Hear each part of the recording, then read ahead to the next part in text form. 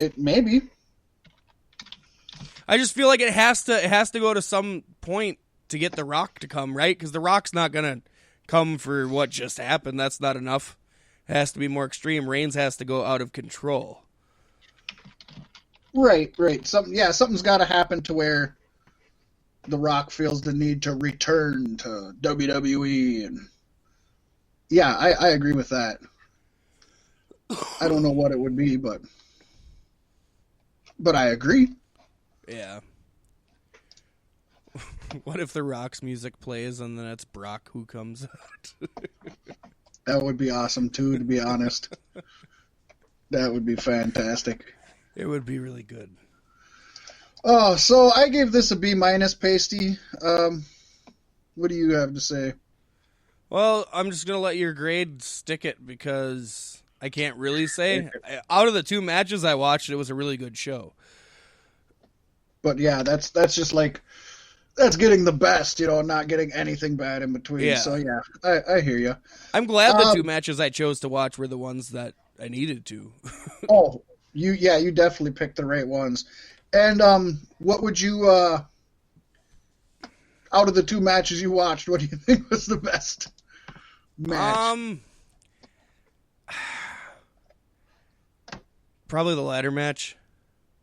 Sami Zayn, man. I agree. I agree. The ladder match, honestly. The Roman Reigns, it wasn't bad. Like I said, don't get me wrong, but I didn't have to complain about too much talking in the ladder match. Exactly. Yeah, I didn't have to complain about a towel being thrown in either.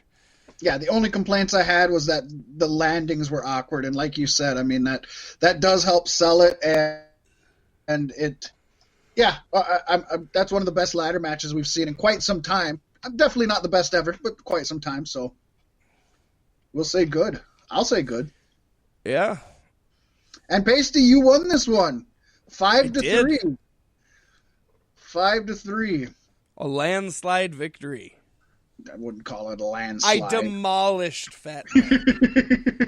There's to be fair, left. the only 2 that we disagreed on, you did win. So if we're just going by ones that we had different answers, you did 100% beat me. So I'll give you that one for sure.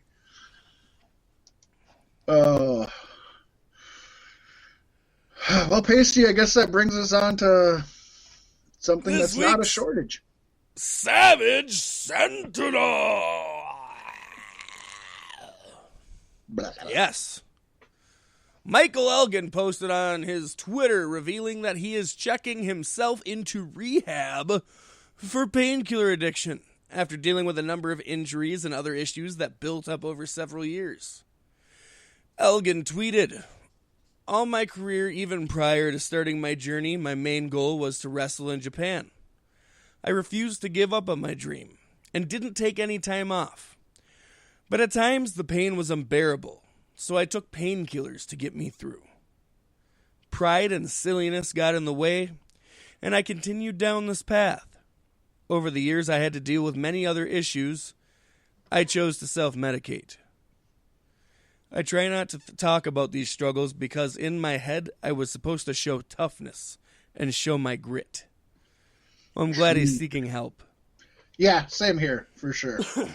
I just hope he's not going to use this to try to, he was one of those Me Too guys that got called out. Don't know if he did it or not. He's never been convicted, but you just don't want it to be one of those things like, oh, it was my addiction that made me do it. Yeah. Yeah. The, what was it? Was it the Roseanne Barr defense? Her sleeping pills made her do it. Sure they did. Oh, Pasty, some news, some business news here in a filing that has been published. It's revealed that Stephanie McMahon Levesque sold 57,573 shares at an average share price of $39.18 in September 21st, 2020 of WWE stock. So in monetary terms, Stephanie sold $2,255,710 worth of her WWE shares. Now, the 57 plus shares sold by Stephanie McMahon amounts to roughly 43% of her Class A WWE stock. However, this amounts only to 3% of her total WWE stock, which predominantly is made up of Class B stock. Stephanie McMahon still owns 1,885,387 shares, worth a market value close to $73.9 million. So she's still heavily invested. In fact, she remains the second largest non-institutional shareholder in WWE behind her father, the chairman, Vince McMahon. So it kind of start a women's basketball association, right? Right. It seems like she sold XBA. a big chunk of stock, but in reality, she really probably just pulled something out to maybe invest in a new house or do something. I mean, she really didn't take a lot of.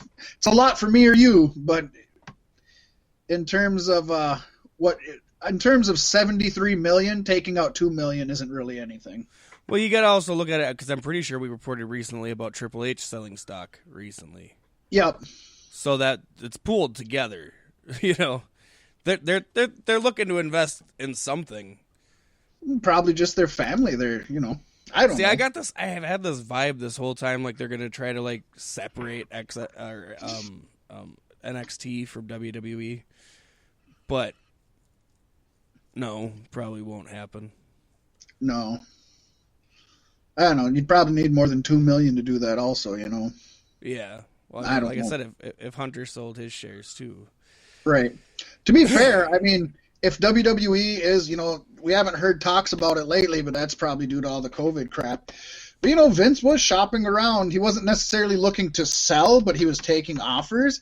It's like if Vince sells WWE, I could see Triple H just letting, just being like, sell WWE, but I'm keeping NXT. I'm buying NXT, and it's now going to be NXT, not WWE NXT. That'd be kind of cool. Yeah. This could also be one of those like business loophole things too, because she sold her stock when it's at one of the lowest prices it's been ever, and so that would in turn cause a frenzy of potentially buying and selling, which would generate more stock interest in the company. It could, yeah. I don't know because I've never had that much stock or money, so. But I hear, yeah, that definitely could. We'll have to keep up to date on this. Like you said, we talked about Triple H and now this. We'll see what happens. We'll be keeping an eye on things, folks. Yeah. Man, the only stock I have is chicken. It's good stock.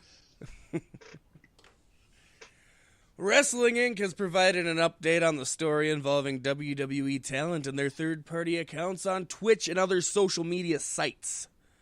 The initial edict laid out in September told talent that they could no longer engage with third-party services online. Public backlash seemingly forced the company's hand, and they declared talent could keep their accounts as long as they used their real names instead of stage names and informed WWE about them. In a new internal memo released to talent Thursday, WWE has informed its independent contractors that the company would be taking control of their Twitch accounts within 4 weeks' time. WWE will now own the accounts, and talent will receive an unspecified percentage of the revenue. This money will also count against their downside guarantees. Ouch. So now they're not making any money off of Twitch if it's going against their downside guarantee anyways. Yeah. This is Vince saying you're worth exactly this dollar amount, not a cent more. No matter what you do. How shitty. It's fucked up. It's evil. It's conniving. It's just despicable. And it's just I just bad wish business. there wasn't so much stuff out in the real world that I'm real mad about right now, that I could be more mad about this stuff. Right? But this doesn't matter right now. It does. Yeah. It does. It does Don't get if me it's wrong. you. If that was you, it would. Yeah. If you're trying to feed your family, and then it makes a big difference. Man. It's funny because this seems to be aimed, some of WWE's biggest stars use Twitch to their benefit or YouTube to their benefit. Xavier Woods, AJ Styles. That's probably it. But, like, I feel like you're risking losing them, right?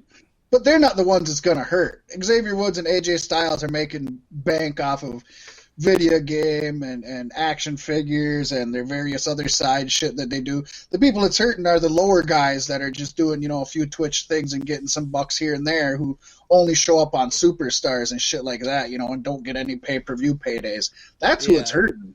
The guys who are still on 205 Live, Yep. Who watches that? Seriously. That's why they got to get out on Twitch. If you're listening to this podcast and you watch 205 Live, hit us up on Twitter. Give us a recap. Let us know what happened. Beefsticks CSB. Yeah. That's right. I'm plugging different social media this week. Well, Pasty, I have a question for you. What is better than filing 2 lawsuits? Filing 3 lawsuits? Oh, man. And Joey Ryan has filed 3 lawsuits against women who have alleged that Ryan sexually assaulted them. The first Classy. one is very much. Well, he's to be fair, he's never been known for class. I always thought the mustache was pretty classy.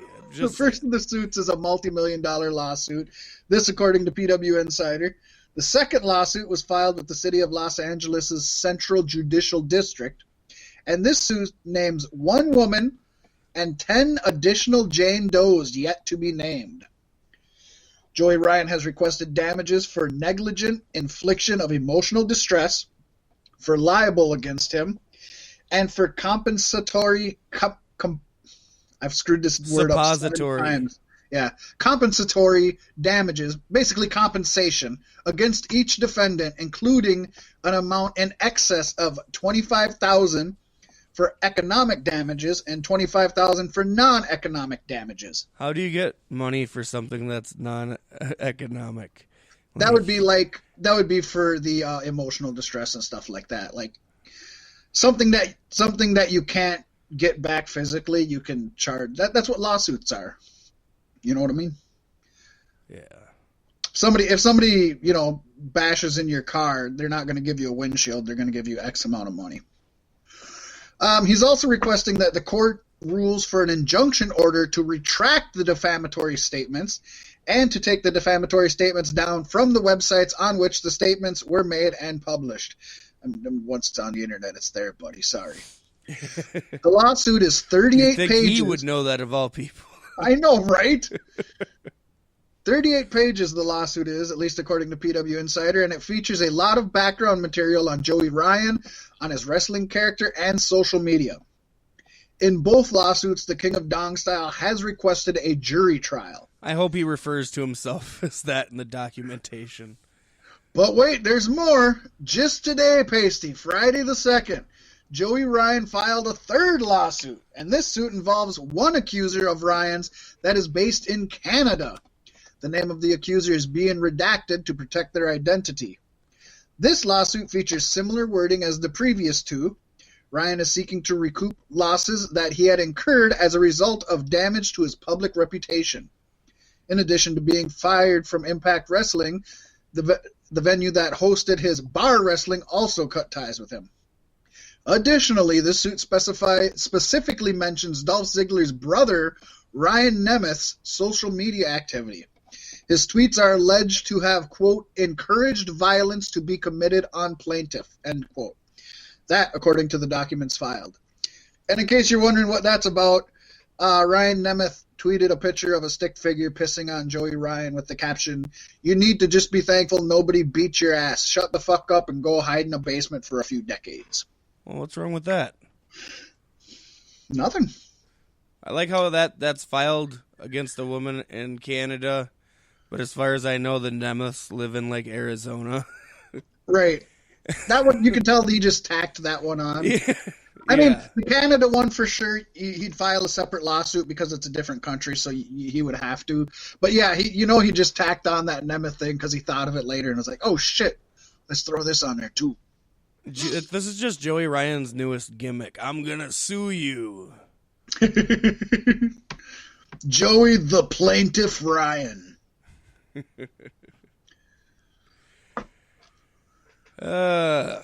Fun. Yes. That's not the only lawsuit in the universe, Fat